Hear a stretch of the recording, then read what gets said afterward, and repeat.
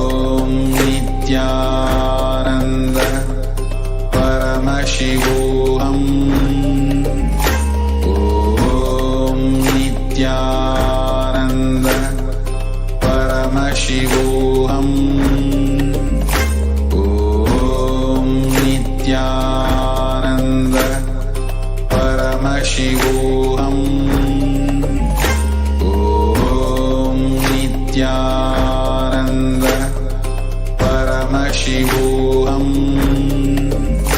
Om Nithyananda Paramashivoham. Om Nithyananda Paramashivoham. Om Nithyananda Paramashivoham. Om Nithyananda Paramashivoham. Om Nithyananda Paramashivoham. Om Nithyananda Paramashivoham. Om Nithyananda Paramashivoham. Om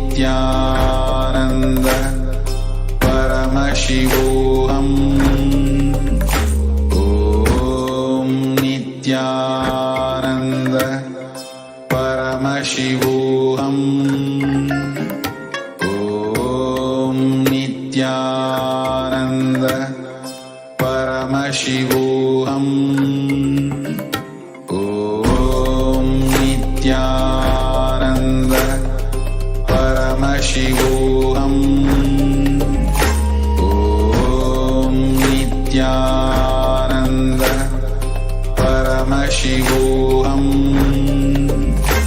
Om Nithyananda Paramashivoham.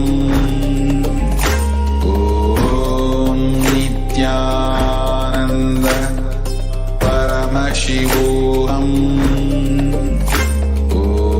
Om Nithyananda Paramashivoham. Om Nithyananda Paramashivoham. Om Nithyananda Paramashivoham. Om Nithyananda Paramashivoham. नित्यानन्दं परमसुखदं केवलं ज्ञानमूर्तिं द्वन्द्वातीतं घनसदृशं तत्त्वमस्याधिलक्ष्यम् एकं नित्यं विमलमचलं सर्वदी साक्षिभूतं भावातीतं त्रिगुणरहितं सद्गुरुं तं Namami.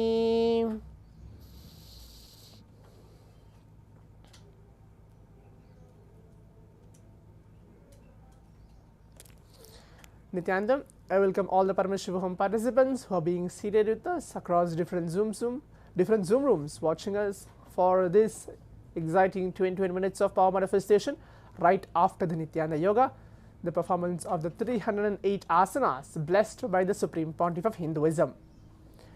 Now, we'll be entering to the 21 minutes of power manifestation. We're going to be looking into the power manifestation of third eye.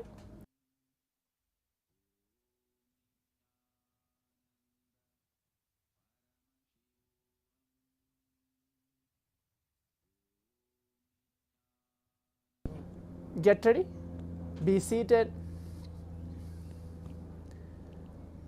We're going to be manifesting the power of third eye awakening today, reading and seeing with our eyes completely blindfolded.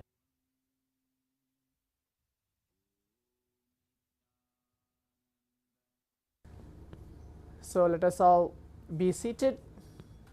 We're going to receive Paramashiva onto our inner space. Let's give a few seconds for that.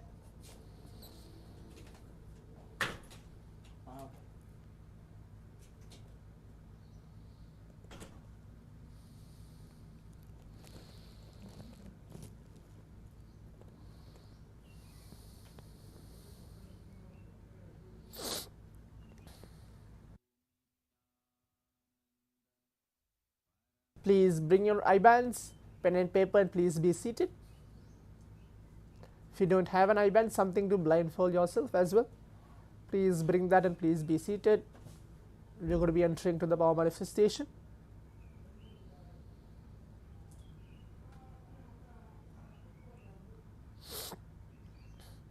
Today again we're going to be manifesting 3 different rounds for this power manifestation. Please keep your eye bands ready.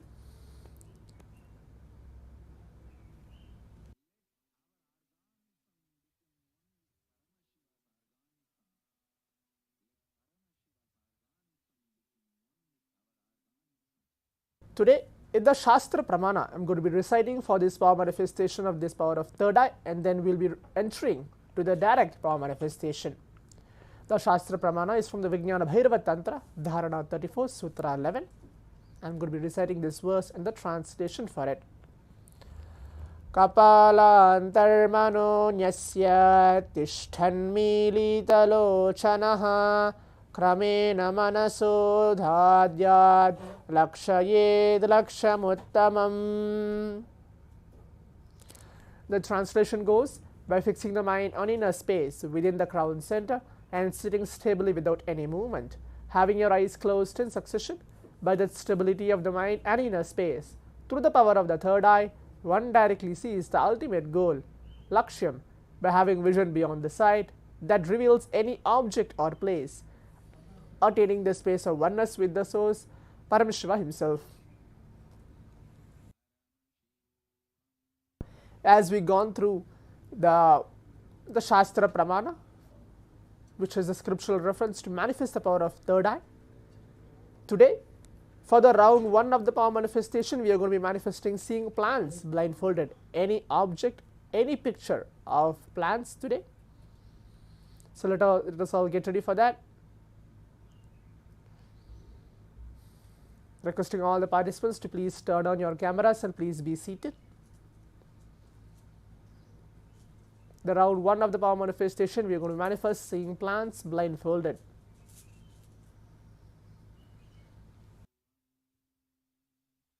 Now please put on your eye bands.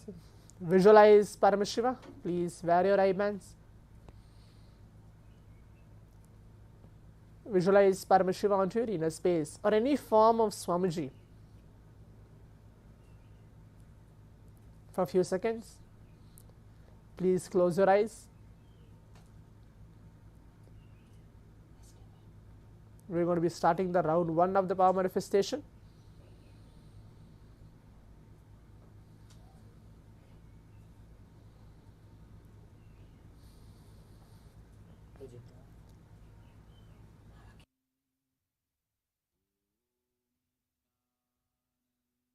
Start chanting the Mahavakya. Om Nithyananda Paramashivoham. Om Nithyananda Paramashivoham. Om Nithyananda Paramashivoham. Keep your eyes closed. As now we are beginning the round 1 of the power manifestation, seeing plants blindfolded. Keep your eyes closed. We have 3 minutes for this round of power manifestation.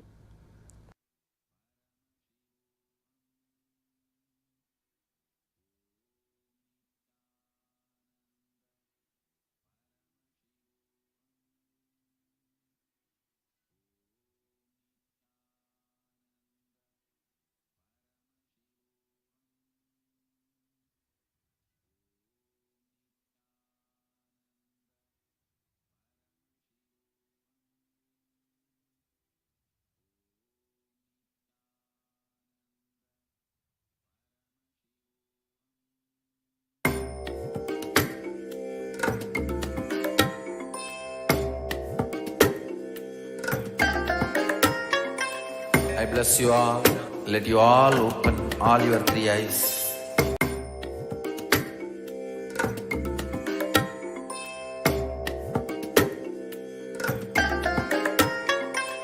I bless you all.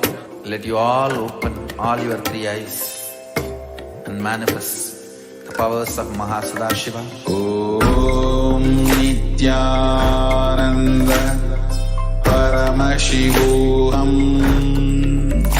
Om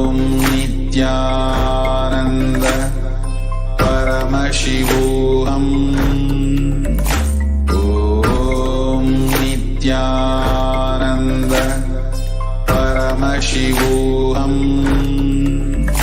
Om Nithyananda Paramashivoham. Om Nithyananda Paramashivoham. Om Nithyananda Paramashivoham. Om Nithyananda Paramashivoham. Om Nithyananda Paramashivoham. Om Nithyananda Paramashivoham. Om Nithyananda Paramashivoham. Om Nithyananda. Yes. Now requesting all the participants, we can relax and take off your eyebands. Please open your eyes.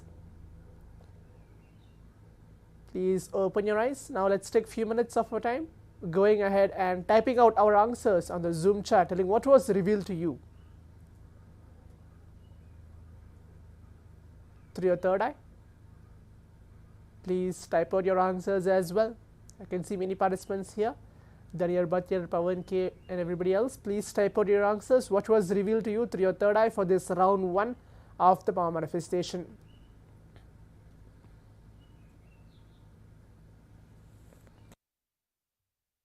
To you through your third eye for this round 1, plans blindfolded.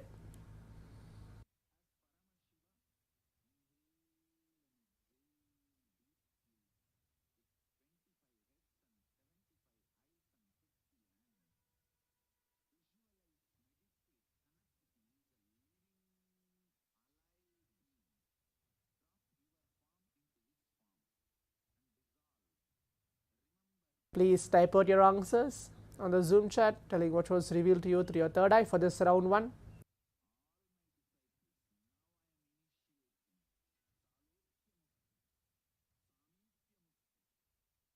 Yes, now as all the participants can see, for this round 1 of the power manifestation, we have chosen the rose plants was chosen for all of us for this round 1 of the power manifestation. So the round 1 as the plant was chosen was the rose plant was chosen for this round 1. Now we'll move on to the round 2 of the power manifestation. Please keep your eyes closed. Visualize Paramashivam in your inner space. Please close your eyes.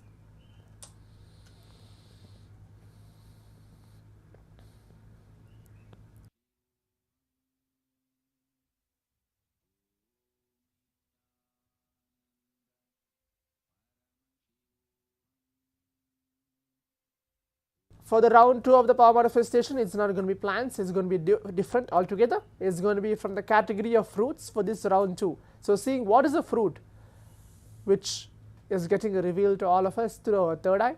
The round 2 of the power manifestation will be that. Please keep your eyes closed. Start chanting the Mahavakya.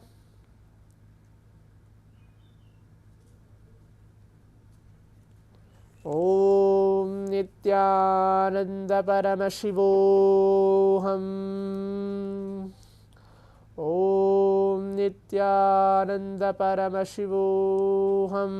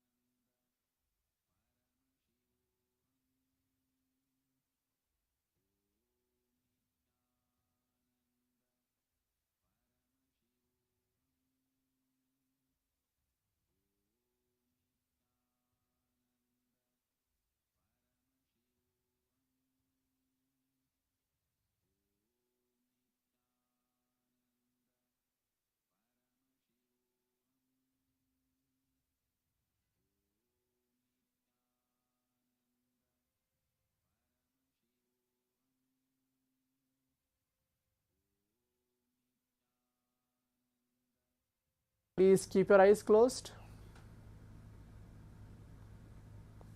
As we are seeing fruits blindfolded.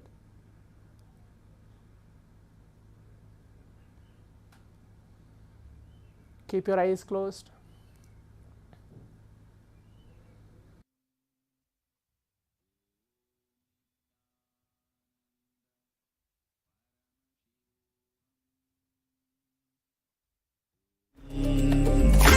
Om Nithyananda Paramashivoham. Om Nithyananda Paramashivoham. Om Nithyananda Paramashivoham. Om Nithyananda Paramashivoham.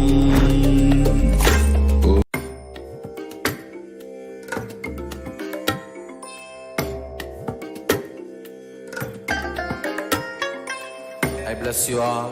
Let you all open all your three eyes and manifest the powers of Mahasadashiva. Om Nithyananda Paramashivoham.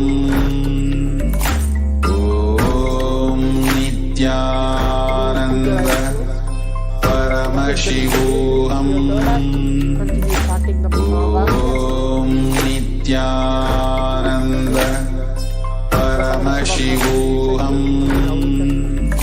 Om Nithyananda Paramashivoham. Om Nithyananda Paramashivoham. Om Nithyananda Paramashivoham. Om Nithyananda. Paramashivoham.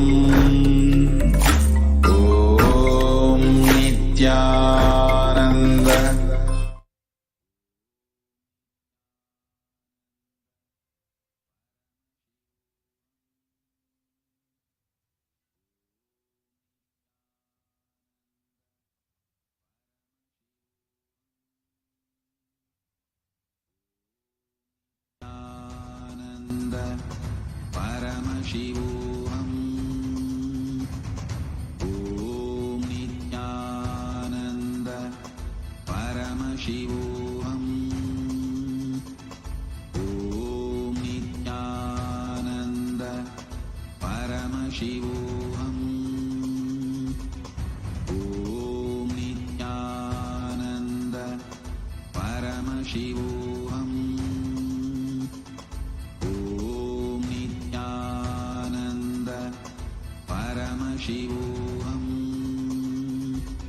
Om Nithyananda Paramashivoham. Om Nithyananda Paramashivoham. Om Nithyananda Paramashivoham. Om Nithyananda. Now requesting all the participants, we can take a few minutes of our time. Please relax and take off your eye bands. Please open your eyes. Some of the participant is putting a message, the audio is not audible. If it's audible, you can leave a message telling yes, it's audible now. Requesting all the participants even for that. Sorry for the technical glitch. If my audio is audible for all the participants across different Zoom rooms, you can leave the message telling yes. Okay, now we'll move on to the next step of the power manifestation, is taking a few minutes of our time, leaving our answers on the Zoom chat, what was revealed to you through the third eye for this round 2 of the power manifestation. Please type out the answers as well. Zach Meadow, is it audible? My audio is audible. Please respond for that as well. Tirthurupaya Pavan K. Ayya, Danyar Batiria, please go ahead and put the message.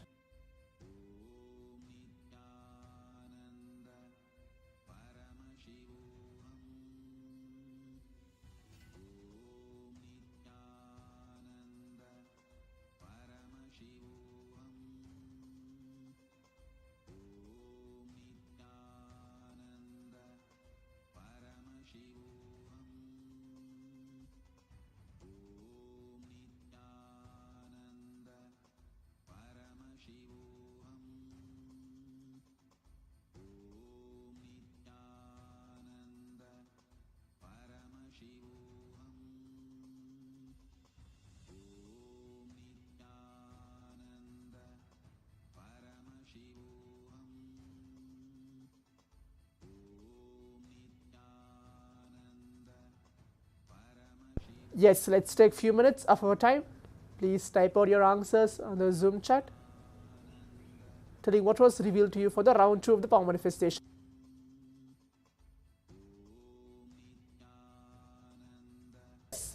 Now all the participants can see.